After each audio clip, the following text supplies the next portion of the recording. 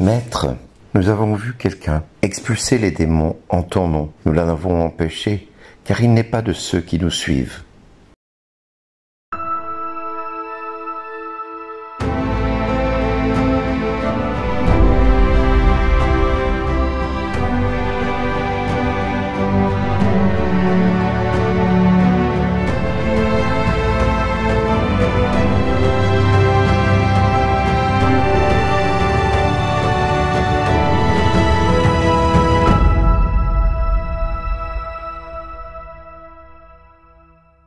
Aujourd'hui, le message vous est adressé par Bernard Dille. Bonjour les amis, les apôtres qui découvrent que on peut utiliser le nom de Dieu sans être apôtre, sans être disciple du Christ, mais en utilisant son nom, on peut obtenir les mêmes choses que ce que les apôtres sont capables de réaliser tout en étant disciples du Christ. Parce que Jésus va leur dire, ne l'empêchez pas, car qui est pour nous n'est pas contre nous. Mais par contre, il met en garde tous ses disciples en leur donnant une flopée d'avertissements concernant le tort que l'on peut faire au nom du Christ. Et il commence par ceux qui peuvent être l'occasion de chute d'un des petits qui suivent le Christ. Mieux vaudrait pour lui qu'on lui attache une meule et qu'on le jette à la mer. Parce que quiconque fera du tort au nom du Christ à l'un des petits du Seigneur devra en rendre des comptes. D'où l'importance de savoir ce que nous faisons et d'où l'importance de ne pas faire n'importe quoi au nom du Christ. Pendant des décennies, pendant des siècles, l'Église a fait de son mieux pour être la plus sainte possible. Cependant, elle est composée d'hommes comme vous et moi, et ces hommes ont à maintes reprises, de ci et de là, quelque part, fait des choses qu'ils n'auraient jamais dû faire, dit des choses qu'ils n'auraient jamais dû dire. Mais ils l'ont fait, soyons honnêtes, en connaissance des conséquences que cela engendre pour eux et pour l'éternité qu'ils vont vivre. Alors, soyons conscients d'une chose, c'est que tout ce qui se passe dans le secret, Dieu le voit, Dieu le sait, et Dieu sait exactement quelle est l'intention du cœur. On ne peut pas dire à Dieu, oui, mais je n'étais pas au courant, je ne savais pas, ceci, cela. Non, car tout ce qui est caché sera révélé. Rien de ce qui est caché restera caché. Parce qu'au jour du jugement, Dieu fera sortir de nos vies tout ce qui a été fait au nom du Christ contre l'un de ses petits, qui sont les siens, et qu'il affectionne particulièrement. Alors, pourquoi ce texte? Pourquoi cet évangile qui nous dit que n'importe qui peut utiliser le nom du Christ et faire des miracles? C'est ce que Jésus dit, quiconque opère des miracles en mon nom n'est pas contre nous. Du reste, il leur dit, ne l'empêchez pas. Laissez-le agir en mon nom. Tant qu'il fait du bien en mon nom, alors amen, laissez-le faire. Et s'il le fait avec humilité, s'il le fait avec amour, mais qu'il ne le fait pas en vue de faire du tort à X personnes, alors il n'est pas contre nous. Laissez-le faire, ne l'empêchez pas. Vous comprenez bien que ce texte d'évangile, face à la situation que nous traversons dans l'Église aujourd'hui, peut poser problème, peut poser question. Parce que l'Église garde jalousement le rang qu'elle a, garde jalousement les privilèges qu'elle a obtenus par le Christ comme étant indéfectibles et surtout comme étant des privilèges qui ne peuvent être ôtés d'aucune manière. Mais j'ai envie de dire, attention, toi, Église du Christ, si ta manière de vivre, si ta manière d'enseigner, si ta manière de le servir n'est pas conforme à ce qu'il attend de toi, tu auras des comptes à en rendre. Donc, que tu sois prêtre ou évêque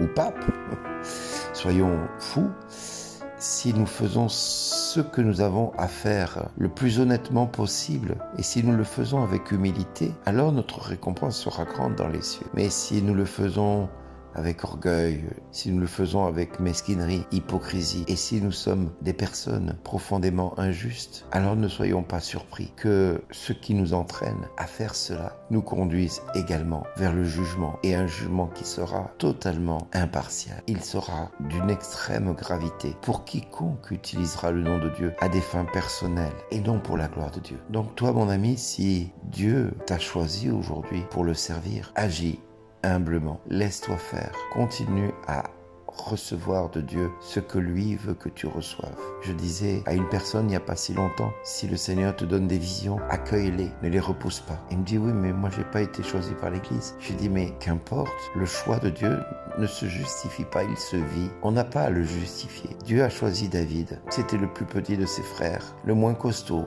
le plus frêle, et pourtant il en a fait un roi. Alors pourquoi Dieu agit-il ainsi? Pourquoi Dieu va-t-il choisir des personnes dites fragiles, comme Mère Teresa, toute petite, sans grande envergure? Il l'a choisie et il en a fait ce qu'elle est devenue. Le choix de Dieu ne se justifie pas, il se vit simplement par celui qui a été nommé, par celui qui utilise le nom de Dieu, parce qu'il sait que ce qu'il va faire, s'il le fait pour le bien du peuple de Dieu, alors comme nous le dit la parole, si tous pouvaient devenir des prophètes, si tous pouvaient devenir des prophètes. Parce que être prophète, c'est parler au nom de Dieu, c'est servir Dieu, c'est accomplir la volonté de Dieu, c'est servir le Christ et servir Dieu sans rien attendre en retour, sans rien espérer en retour.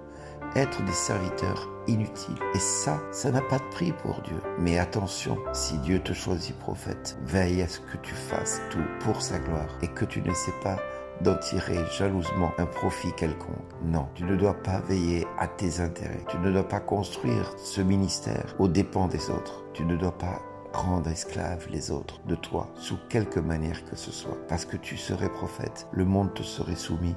Non, parce que tu serais prophète, ton cœur rechercherait l'humilité, rechercherait l'intérêt de tes frères, l'intérêt de tes sœurs et le salut de leur âme. Voilà, si Dieu te choisit à opérer des miracles en son nom, nous ne pouvons pas te rejeter ni te condamner, mais nous devons veiller simplement à la suite du Christ, à ce que tout ce que tu feras ou tout ce que tu diras, ce soit pour la gloire de Dieu et le salut du monde, et en aucun cas pour que tu puisses en tirer un profit quelconque, au risque de prostituer le don que Dieu t'aura donné. Mieux vaudrait pour toi que tu t'attaches une meule au cou et que tu sautes à la mer avec elle, car tout ce que tu pourrais faire serait terrible en matière de jugement que tu mets sur ta tête et sur celle de tes proches, à cause de ton impudicité, à cause de ta méchanceté, de ton orgueil, à cause de ton péché. Veille donc à ce que tout ce que tu feras ou diras, ce soit toujours pour que Dieu puisse te dire, jour après jour, parce que tu auras été fidèle en tout ce qu'il t'aura demandé, merci d'exister. Ainsi tu n'auras aucun doute sur ta destinée. Christ t'accueillera dans sa gloire. Alors, n'oublie jamais que la gratification ultime que Dieu veut t'accorder, ce n'est pas que tu puisses dire ou faire des prodiges ou des miracles en son nom, c'est de t'entendre dire de la part de Dieu, merci d'exister.